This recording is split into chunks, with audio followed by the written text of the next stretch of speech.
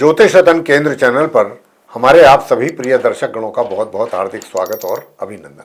प्रिय साथियों, मैं हूं आचार्य पंडित सर्वदानंद शर्मा। मेरी ओर से भी हमारे आप सभी प्रिय दर्शक गणों को एक बार फिर बहुत बहुत प्यार भरा नमस्कार। तो साथियों, आज भी हम आपके साथ चर्चा करने जा रहे हैं इस कार्यक्रम में आपके अपने मंथली राशिफल के विषय में, यानी कि मासिक राशिफल। और ये जो मंथली राशिफल है या मासिक राशिफल के हैं, ये है फरवरी 2026 का। और इसके माध्यम से आज हम इस बात पर चर्चा करेंगे कि जो आप हमारे मीन लगन राशि के जातक हैं, ये जानने की कोशिश करेंगे कि हमारे जो आप मीन लगन राशि के जातक हैं, उनके लिए ये फरवरी 2026 कितना शुभ और कितना अशुभ रहने वाला है, किस फील्ड में शुभ, किस फील्ड में अशुभ। तो ये जानकारी आज आपको हम देने जा रहे हैं। किसके द्वारा? ग्रहों की स्थिति के द्वारा। क्योंकि साथियों, हमेशा हम तो यही बात कहते हैं, और जो कि सच्चाई है। और सच्चाई क्या है? सच्चाई ये है कि ग्रहों से ही हमारे जीवन में अच्छे और बुरे परिणामों की प्राप्ति हुआ करती है। तो हम जो आपको अंत में उपाय दिया करते हैं, हम उन्हीं अशुभ ग्रहों के लिए देते हैं कि ताकि आप उनकी अशुभता को दूर कर सकें, उनके अशुभ प्रभाव को कम कर सकें अपने जीवन से, उन उपायों को श्रद्धापूर्वक, निष्ठापूर्वक और नियमित रूप से करके। लेकिन साथियों, उपाय भी तो जब ही करता है ना व्यक्ति, जब उसको पता हो कि भाई मेरा 9 ग्रह हैं, तो 9 ग्रहों में ये ग्रह मेरे लिए अशुभ है, ये मुझे परेशान करेगा, किस फील्ड में करेगा, या ये मेरा शुभ ग्रह है, ये मेरा काम बनाएगा, किस फील्ड में बनाएगा। तो ये जानकारी भी अगर हो तो इससे तो बहुत आसानी हो जाती है जीवन में। और व्यक्ति फिर उपाय भी बहुत प्यार से करता है।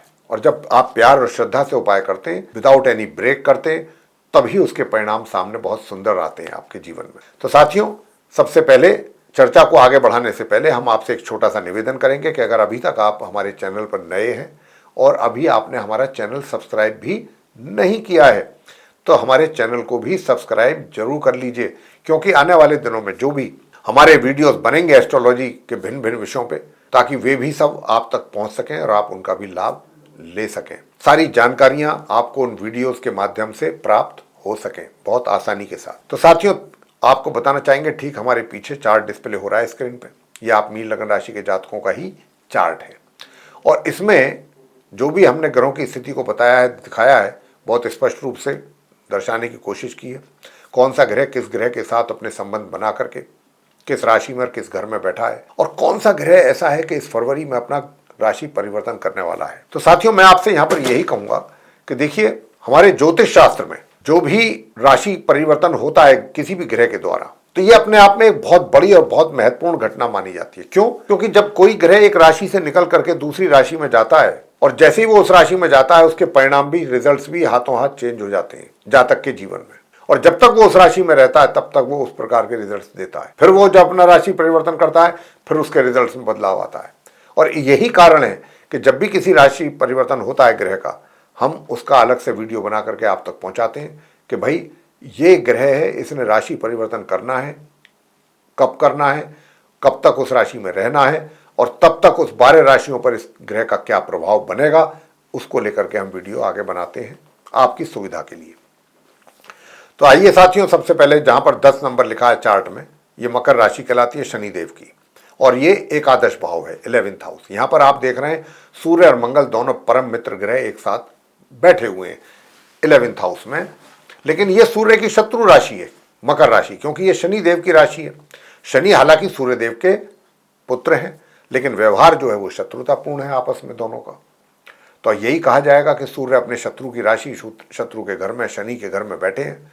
लेकिन ये 1 फरवरी से 12 फरवरी तक है। यहाँ 12 फरवरी को ये यहाँ से अपना राशि परिवर्तन करते हुए आगे निकलेंगे, शत्रु के घर से निकल करके शत्रु के ही घर में प्रवेश होगा इनका, क्योंकि वहां भी कुंभ राशि शनिदेव की है, अगले घर में, 12वें घर में वहां पर। लेकिन ये फिर 12 फरवरी से माह के अंत तक बने रहेंगे। लेकिन जब ये वहां जाएंगे तो वहां पहले से ही 3 ग्रह मौजूद होंगे, एक राहु, एक बुध और एक शुक्र। राहु तो इनके शत्रु ग्रह हैं, साथ ही शुक्र भी शत्रु ग्रह हैं। तो कुछ अच्छे भी योग बनेंगे, कुछ खराब योग भी बनेंगे, कुछ शुभ योग बनेंगे, कुछ अशुभ योग बनेंगे। उसी प्रकार के रिजल्ट्स जातक के जीवन में आएंगे द्वादश भाव से संबंधित। तो साथियों, अब यहाँ पर बात मंगल की भी कर लेते हैं। मंगल, जैसा मैंने कहा था कि सूर्य के साथ बैठे हुए हैं, एकादश भाव जरूर बैठे हुए हैं, और ये माह के आरंभ से ही बैठे हैं 1 फरवरी से, और ये यहाँ पर 23 फरवरी तक रहेंगे, 23 दिन इस फरवरी में। तो ये जब अभी जो ये यहाँ पर बैठे हैं, तो ये मकर राशि है शनिदेव की, जैसा मैं बता चुका हूं, और ये इनकी उच्च राशि है। तो मंगल यहां पर अपनी उच्च राशि में बने हुए हैं 23 फरवरी तक, 1 फरवरी से लेके। लेकिन एक ड्रॉबैक भी है, और वो ड्रॉबैक क्या है, वो ये है कि मंगल इस राशि में उच्च के तो हो गए, लेकिन अपने मित्र सूर्य के साथ बैठने के कारण और उनके साथ जो डिग्री है वो बहुत क्लोज होने के कारण मंगल अस्त हो गए। अब क्योंकि कोई भी ग्रह जब अस्त होता है उसको ज्योतिष शास्त्र में अच्छा नहीं माना जाता। जब उसकी दशाएं आएंगी जीवन में जातक के, उसको तकलीफें देंगी। लेकिन कई बार ऐसी भी स्थिति होती है ग्रहों की, जैसे यहाँ मंगल की देख रहे हैं कि एक तरफ तो उच्च की स्थिति भी है, दूसरी तरफ अस्त भी है, तो यहाँ मिले जुले परिणामों की भी प्राप्ति के योग बनेंगे, दोनों प्रकार के रिजल्ट्स मिलेंगे, ऐसी संभावना बनती दिख रही है आपके चार्ट में। तो 23 तारीख को मंगल भी राशि परिवर्तन करते हुए मार्गी और अस्त अवस्था में यहां से निकल करके अगले कुंभ राशि में पहुंचेंगे द्वादश भाव में, तो वहां पंचग्रही योग बनेगा। राहु, बुध, शुक्र, सूर्य और मंगल, पंचग्रही योग 12वें घर में। और मंगल भी अंत तक रहेंगे वहां 23 तारीख से लेकर माह के अंत तक। बुध की बात कर लेते हैं। बुध जो है और शुक्र वहां पर आप बैठे हुए देख रहे हैं कुंभ राशि में राहु के साथ द्वादश भाव में, तो ये आरंभ से नहीं है। 1 तारीख से 3 तारीख तक, फरवरी तक ये अपनी समराशि मकर में ही बने रहेंगे 3 दिन 11th हाउस में सूर्य और मंगल के साथ। और वहां से फिर ये 3 फरवरी को निकल करके यहां पर आएंगे मार्गी और अस्त अवस्था में कुंभ राशि में, और फिर ये 8 फरवरी को उदित हो जाएंगे। 8 फरवरी को उदित होकर के, मार्गी तो पहले से ही थे, 8 फरवरी को उदित होकर के फिर ये 26 फरवरी को वक्री हो जाएंगे, उल्टी चाल चलनी आरंभ कर देंगे। कहां पर? द्वादश भाव में कुंभ राशि में। और ये तो है ही है कि ये उल्टी चाल चलना आरंभ कर देंगे। 28 को ये दोबारा अस्त भी हो जाएंगे। तो मैं यही कहूंगा कि बुध की जो स्थिति है द्वादश भाव में, वो 8 फरवरी से और 26 फरवरी के बीच तकरीबन 17-18 दिन अच्छी रहने वाली है।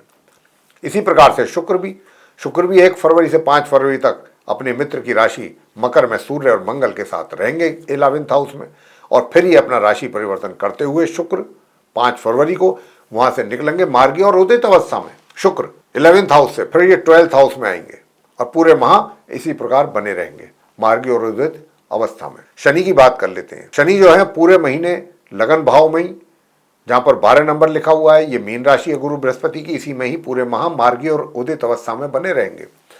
आगे बात करेंगे गुरु बृहस्पति को लेकर के, जहां पर 3 नंबर लिखा हुआ है, ये मिथुन राशि कहलाती है बुध की, और हालांकि बृहस्पति तो इसको शत्रु मानते हैं अपना। तो बृहस्पति शत्रु के घर में बैठे हुए हैं। कैसी चाल चल रहे हैं? उल्टी चाल, वक्री स्थिति है उनकी, रेट्रोग्रेड कंडीशन है, और उदित अवस्था में है बृहस्पति, लेकिन रहेंगे इसी राशि में पूरे महीने। बात आगे केतु की कर लेंगे कि केतु जो है वो अपनी शत्रु राशि सिंह में बने हुए हैं, छठे भाव में, और बने रहेंगे इसी प्रकार। हालांकि ये सूर्य की राशि है, सूर्य केतु आपस में शत्रु हैं, शत्रु राशि में ही केतु बने हुए हैं, बने रहेंगे पूरे माह। अब आगे बात करेंगे राहु को लेकर के कि भाई राहु 11 नंबर जहां लिखा है द्वादश भाव में, वहां बने हुए हैं, और वो शनि की राशि है, शनि राहु के मित्र हैं। तो राहु अपने मित्र के घर में सूर्य, बुध, मंगल, शुक्र के साथ बनेंगे, जैसा मैंने अभी आपको विवरण बताया है, विवरण दिया है, डिटेल में बताया है सारा। तो राहु वहीं पर बने रहेंगे अपने मित्र के घर में। तो ये थी ग्रहों की स्थिति। इसी के आधार पर अब हम आपको बताने जा रहे हैं कि आपके करियर में किस प्रकार के रिजल्ट्स मिलने जा रहे हैं इन ग्रहों की स्थिति के आधार पर, बाकी चीज़ों को लेकर के कैसा रहने वाला है आपके लिए। लेकिन मैं आपसे यही कहना चाहता हूं कि साथियों, अगर आप चैनल पर नए आए हैं, एक बार फिर आपसे मेरी विनती है, रिक्वेस्ट है, तो चैनल को सब्सक्राइब जरूर कर लीजिए, ताकि आने वाले दिनों में भी आपको सारी जानकारियां एस्ट्रोलॉजी से संबंधित वीडियोस के माध्यम से मिलती रहें। तो साथियों, सबसे पहले आपके करियर की बात करेंगे, मीन लगन राशि के जातकों की। तो यहां पर मैं बताना चाहूंगा कि करियर आपका बहुत सेटिस्फैक्टरी रिजल्ट देने वाला है इस फरवरी 2026 में आपके लिए, बिल्कुल। यानी कि जो भी प्रोजेक्ट आपको मिलेंगे या जो रेस्पॉन्सिबिलिटीज आपको दी जाएंगी, आप उनको बखूबी सफलतापूर्वक पूरा करके देने वाले हैं विद इन द टाइम। तो करियर में तो आपको कोई हमें दिक्कत या समस्या आते हुए मीन लगन राशि के जातकों को दिखाई नहीं दे रही है। बात कर लेते हैं अब आपकी इनकम की, लाभ की।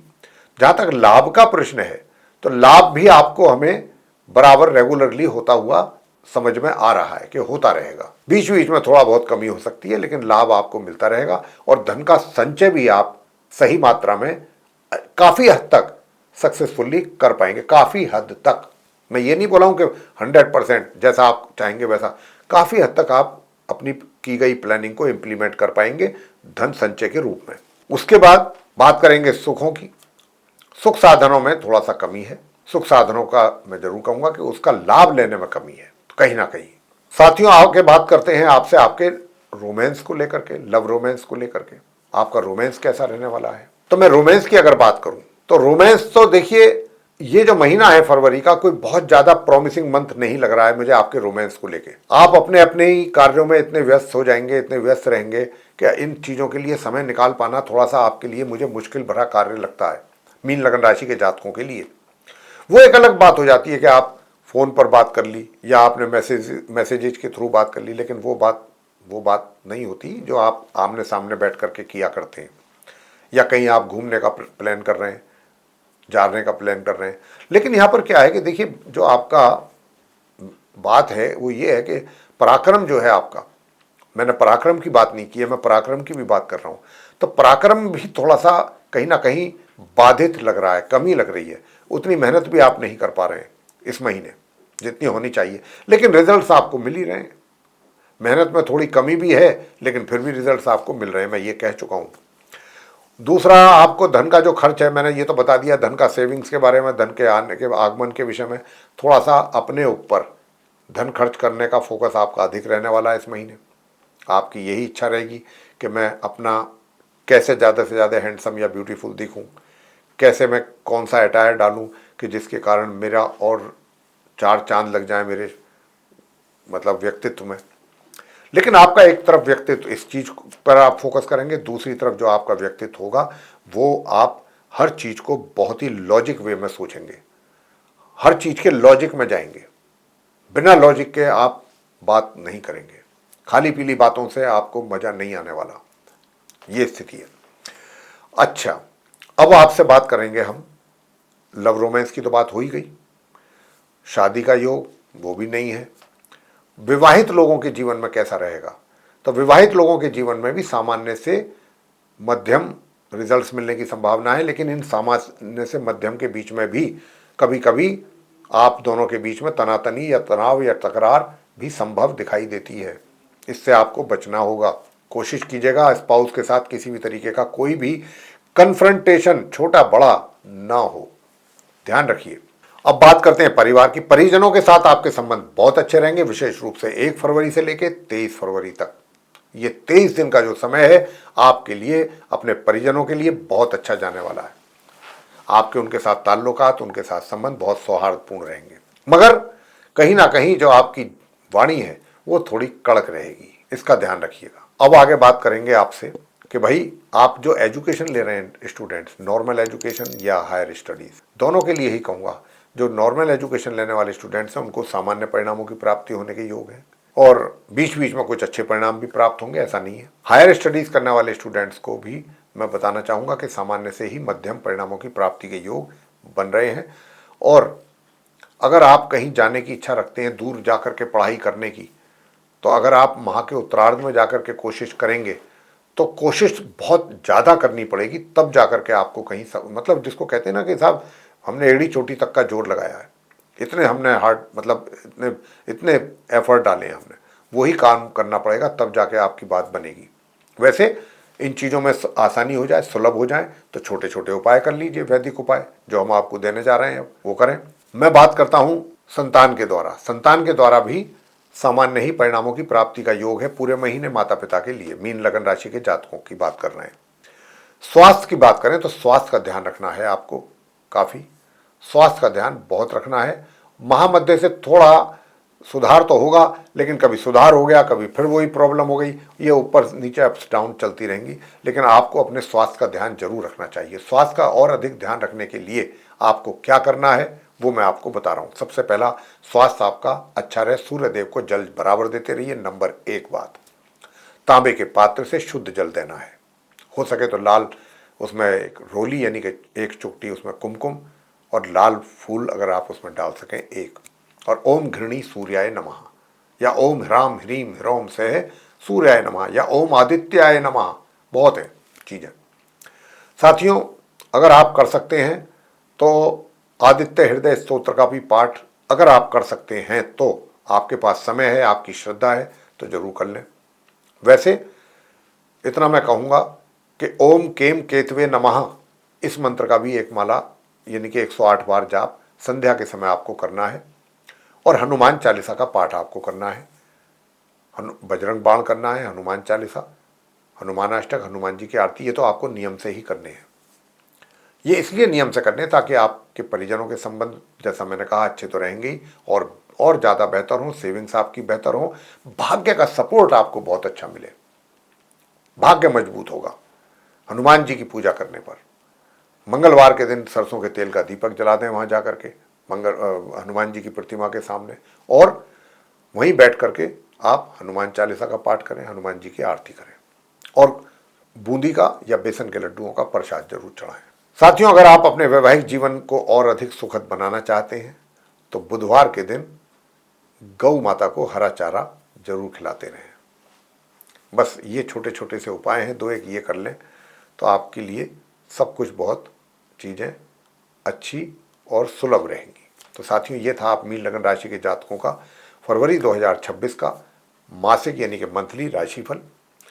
अगर ये मंथली राशिफल को लेकर के उपायों के साथ जो चर्चा हमने आपको के साथ की है ये पसंद आई है तो आप हमारे इस वीडियो को लाइक जरूर कर लें, और अभी तक अगर आपने हमारा चैनल सब्सक्राइब नहीं किया है तो चैनल को भी सब्सक्राइब जरूर कर लें।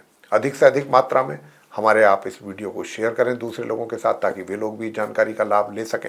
और अगर आप चाहते हैं कि आने वाले दिनों में जो भी हमारे वीडियोस एस्ट्रोलॉजी से रिलेटेड अलग अलग विषयों पर बनते हैं वे सब एक एक करके सारे वीडियोस आप तक पहुंच जाएं बहुत आसानी से और समय पर आप उनका लाभ ले सकें, तो फिर आप बेल आइकन प्रेस करना ना भूलें।